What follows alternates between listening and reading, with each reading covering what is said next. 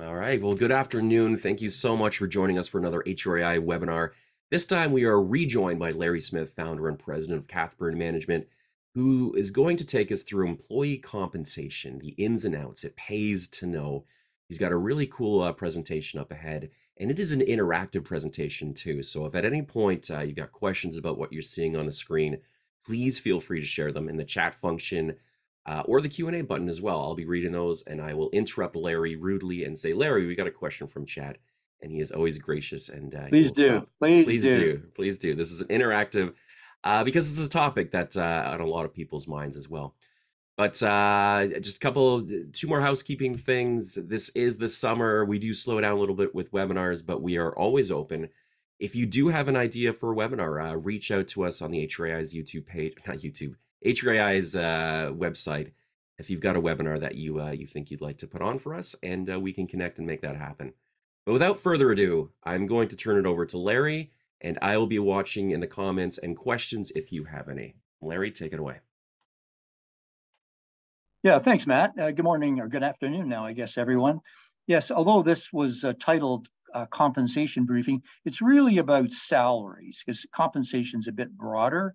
And I've decided to just, it's a big subject.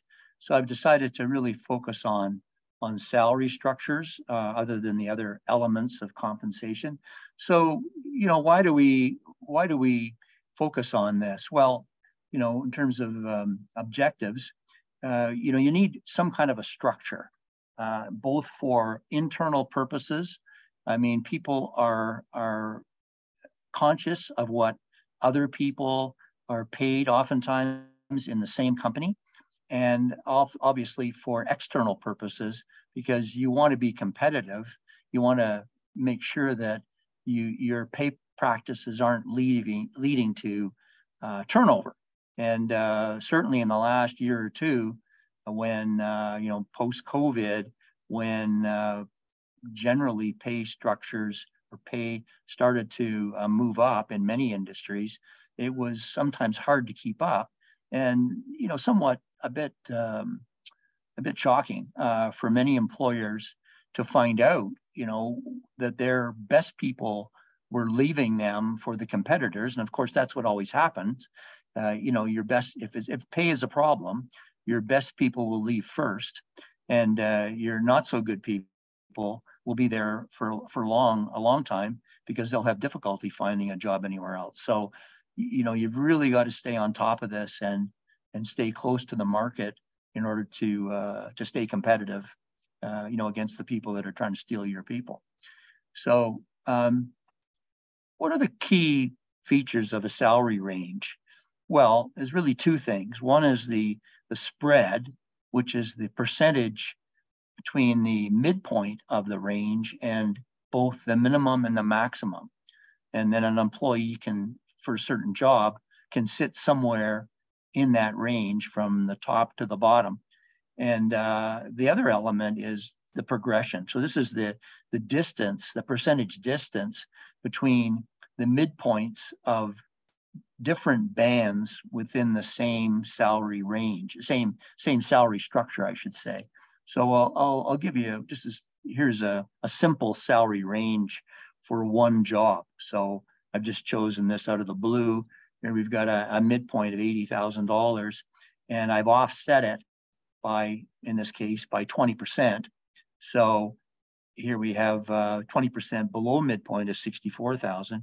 20% above midpoint would be 96. So for a certain job, someone could start, anywhere really in this range, but they would not be able to go beyond the maximum. Now, the other element that I talked about was progression. So we've added on another band into this small salary structure. So here's 92,000 being 15% above 80,000. So we can go on like that, and we can manage the progression percentage to do whatever we want in terms of the overall structure. So I'm going to give you a sample here. Here's a 12 band structure. I want you to just ignore the columns 2 and 3 in job evaluation points. I'll come to that in a little later. But here we have a salary range of salary ranges for 12 bands, going from all the way from 39,774 at the bottom, the midpoint, all the way up to 185 in the highest band. So if that is a big enough range to handle all the jobs in your company, you could use something like this. Obviously, you can use fewer bands if you want, or more, but I mean, 12 probably is more than enough to handle almost any company. Then the question is whether that's wide enough or not. And I'll show you another example of one where I've tightened it up. And now I've made it only a 10% progression between the midpoints. And now we're going from the same number, a midpoint of 39,774.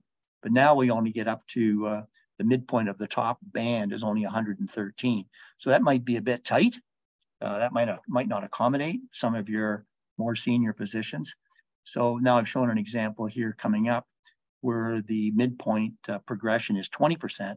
So now we go from midpoint of 39,774 all the way up to 295 at the top end, which, you know, that may be too big, and the jumps between the different bands, you know, may be too much. And just take an example here, the first one, band 1, where we've got you know, a range of just under 32 up to a max of just under 48, and then the next band, the midpoint jumps, you know, almost $20,000. Sorry, almost $10,000 between the midpoints. Whoops, I'm sorry. And you know, that may be where was I looking at? Sorry, this one here. Yeah, the 20%, where it's jumping up about $8,000 between the midpoints. That may be too big a jump. I mean, in some cases, the jobs could be assigned to totally different bands, but in some cases you may want to have one job that has 3 levels, you know, like junior, intermediate, and senior in 3 different bands, so that people can progress not only within the band itself, but they can be promoted from a junior whatever on band 1. They can be promoted to an intermediate whatever on band 2, and then finally promoted to a senior. So if somebody was, say, making $40,000 in band 1, and you decided to promote them, that may or may not have a salary increase attached to it. Come to that in a minute. But they would go from being a little bit above midpoint in band 1 to being just above the minimum in band 2. And you know, that after a couple of years more, if then they were, say, at 46,000, just under midpoint in band 2, if they got promoted again, then at 46,000 they would again be just above midpoint. So they've always, by being promoted, getting a lot more room to grow in the job. So placing jobs in the salary, once you've got your salary band set up, kind of on a tentative basis, because you're probably going to end up changing them, you know, after you know, it's going to be a back and forth kind of a process. But how do you place, say you've got 10 jobs in your company, then how do you place those jobs in the bands? Well, one way to do it is through a formalized job evaluation process. And this is for larger companies with, you know, maybe dozens or hundreds of jobs. This is probably how they would do it. For a smaller company, it may well be just too complicated to do that, in which case you would use more of an informal method. You just kind of put them in and see what it feels like and what makes sense. So I'll come to that formalized job evaluation later, just for those that are interested in. So you really have those two methods. And then establishing the salary range levels themselves, again, in a larger company with, again, many jobs, you know, very complex structure, you would probably want to use a formalized salary survey. I mean, you can purchase salary surveys that cover geographic areas, different job types. They each give you a range, kind of gives you a feel for where you would stand according to the market for a geographical area. If you don't want to do that, you don't want to purchase a salary survey and go through that process, then again, we're back to informal methods. I mean, most people have a decent idea if they're, talking to people, they're aware of what's going on in their industry. They'll have a general idea of what's competitive for a certain job, and you can use that. Now, I want to talk a bit about salary range adjustments and merit increases, because really these are two separate concepts, and one doesn't necessarily lead to the other. So let me show you an example of a salary range adjustment. So every year, every company should look at their salary ranges and decide if they need to be moved. If the cost of living inflation was zero, then there would be little reason to move them. But let's say that cost of living had moved 5%, then that would, to be competitive, stay competitive, you probably should move your ranges. And that means moving all the midpoints by 5% up and down your salary ranges. So in this simple example that we used at the beginning, a range with the midpoint of 80 becomes now the new range, becoming with a midpoint of 84, and every other band in the whole salary structure would also move by 5%. So what we're trying to achieve here with a distribution of employees within a given band is that a fully trained, competent employee should be sitting around the midpoint of that band. That's what you're really trying to achieve. And within that band, newer employees with less experience should be hired into the lower part of the band.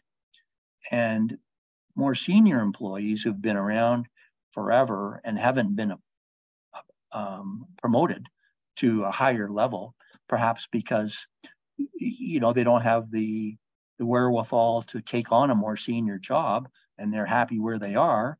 Well, that's great, and they're very skilled at what they do, and over time they will, with their merit increases, they will keep moving to the right within the band, but they will not be able to go beyond the end. So at some point, they may get maxed out within that band and then only move. Their salary then would only move in the future as the band moves and gives more room for them to once again, for their salary to grow again. But so the way we accomplish this, in addition to hiring into the right part of the band, if you hire a more junior, untrained employee, then you're going to hire them into the low part of the band. If you're going to say you were going to hire somebody who's very senior into this band, then they're going to come in perhaps at the high end, but knowing that they don't have a lot of room to move in the future. But most people would be hired who are normal, trained, competent, would be hired kind of in the middle or a little below the middle. And the way we kind of manage that, that's hiring is one way to manage it, where you put them. The other way to manage it is how you deal with them once they're in the band, and that's dealing with their merit increases. And so you accomplish that by, when you do merit increases, perhaps on an annual basis, for the same performance, employees who are below the midpoint really should receive a larger increase than, percentage-wise, than employees who are already at the midpoint or above the midpoint, who would receive a smaller percentage increase for the same results. So if they were normal and reasonable and had an average performance, then the lower group would get X, and the higher group in the band would get X minus. So I'll give you an example of that. Here's a merit increase example. So let's just say you're going to do merit increases, and you decide that your company-wide budget is to move the whole salary budget by 5%. So how are you going to distribute that 5% across the employees? Well, here's one way you could do it. You could have 5 rating categories, 1 to 5, from unsatisfactory, hopefully aren't too many of those, all the way to exceptional, and probably there's not too many of those either. And then merit increases, depending on whether the individual is below the midpoint or above. So here's somebody, let's just say satisfactory and performance rating 3. This person's satisfactory. If they're below the midpoint, we're going to give them say a 5% salary increase. If they're above percent, we're going to give them 4, because we want to keep clustering people around the midpoint. If they were excellent in their job, below the midpoint, we might give them 6. If they were above the midpoint, we might only give them 5, even though they're excellent. So this way, we're speeding people up as they move toward the midpoint, and we're slowing them down as they move away, to the right of the midpoint. Now, I want to just talk, and please feel free to ask questions here anytime. We'll leave some time at the end, but feel free to ask any questions. I wanted to get into a little bit just to show you what it looks like when I said before about doing a more comprehensive job evaluation. Well, you can get into using a grid that looks like this, and I'm gonna blow this up, and don't squint too hard. I'll show it to you in a larger print in a second. But basically, what we've got here is 10 categories of evaluation, and then within each category, 5 different levels. So let me just go through them one by one. So in the first case, decision-making authority. So you look at this person's job, not the person. You're looking at the job empty of a person. So then decide whether for this job, for decisions in this role, do they impact the results of specific and defined assignments and or tasks? That's the lowest level. The next one up would be that they impact the completion of short-term projects or functional deliverables. One above that would be the impact of the team's overall effectiveness and completion of functional goals, short to medium term. One above that would be influencing the medium to long-term direction of the function. And then finally, the highest one would be directly influence the long-term planning and direction of the function. So that's the most responsible. So if you were assigning points to each of these categories, you might assign 1 point to A and 5 point to E, and then on you go to the next one, which is in this case independence. Lowest. I'll go through them one more time, and then I'll speed up. So the lowest level being they work within a detailed specific operating procedures. So they're told what to do at the lowest level. The next one up is they don't get detail; they get a general guidelines. And then the one above that is they're independent, and they know what they have to deliver, but it's up to them how they do it. And then D, the next one up from that, is they're working independently within broadly defined deliverables. So it's not, the deliverables aren't even very specific anymore. And then finally, the highest level is that the direction is derived from cross-functional broad business goals and deliverables. So it's almost like open season. They can pretty much do what they want as long as they meet the goals of the company. So you can see how this goes in each one of these. And so the next factor is problem solving, from minimal analysis all the way up to using novel approaches, solving complex problems at the highest level. Leadership, from having no leadership responsibility all the way up to providing leadership to teams or positions with a lot of diversity. So not just one category of position, but different positions, such as a general manager might do. And then consequences for error. The errors are negligible impact, or does it really cause at the highest level a serious breakdown if they mess up? Relationships, are their relationships limited, or are they focused at the highest level, focused on both internal and external at many levels that have major impact? And then education, from high school all the way to postgraduate degrees, and even before that, like special designations like engineering or chartered accountants. Experience, from little experience all the way to 15 plus years. Working conditions, from a nice pleasant air conditioned office all the way up to dangerous, dirty, unpleasant conditions. And then finally, effort, whether there's physical activity involved, sitting at your desk, or whether it's very, very stressful for more than 4 hours a day. So that kind of covers the full range. And to make it even more complicated, when you go back to this grid, not only could you assign points in each case from 1, from the lowest level, to 5, and then add them all up if you want.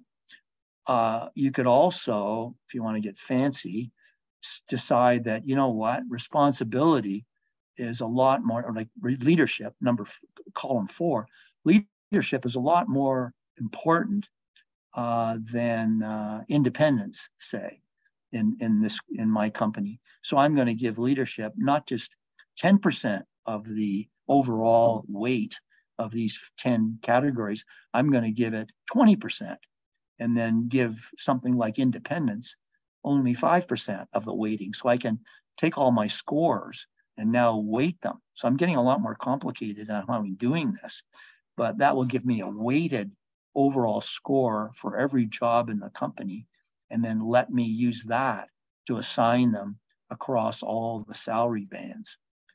So that's a more complicated way to do it, and that's probably how a larger company would do it to be fair. And that way you're really rating jobs that are very, very different. You're rating office jobs against field jobs that have little in common, where you're using these common categories so you can compare them in a salary band. So that's really the extent of the presentation. Whoops, I'm flying by things here. Any questions that anybody might have? Thank you so much, Larry. So no questions at the moment. If you could actually, okay, I see your last panel right there with your contact information, so that's great. So people can feel free to reach out to you if they've got any further questions about the presentation, correct? For sure, yeah, anytime. Yeah. And I say it can be done in a simple way, or it can be done in a very comprehensive, complex way. It's up to the individual needs of the company, how large it is, et cetera, et cetera. Fantastic. Okay, well, no questions right now in the chat or Q&A. We'll give it a couple more minutes, and that's going to give me time to do my housekeeping items. If you would like to be Larry on the screen, we have lots of room for HRAI webinars, so please reach out to me. You can find contact through the HRAI website, and we can set up a webinar too. I know it's summer, everyone's busy, but it's also a time when people just want to maybe spend their lunch learning something new as well. So please do that. This video will be up on the HRAI's YouTube page as well after the fact, so please look into that if you want to share it or review or share it amongst your team. Otherwise, I'm just kind of stretching for time, so I think we're good. No questions, which means everyone is an expert in salary, right, Larry? They've got everything they need to know. Now they do. Yeah. All right, perfect. Any final words before I take us off? Not for me. Just thanks, Matt, and thanks everyone for attending. All right. Thank you so much, Larry, Have a great for day. coming back. Yeah. Okay. Thanks so much. Take Bye care. now. Bye-bye. Have a great day, Larry. See you, Matt. Cheers. See you, Matt.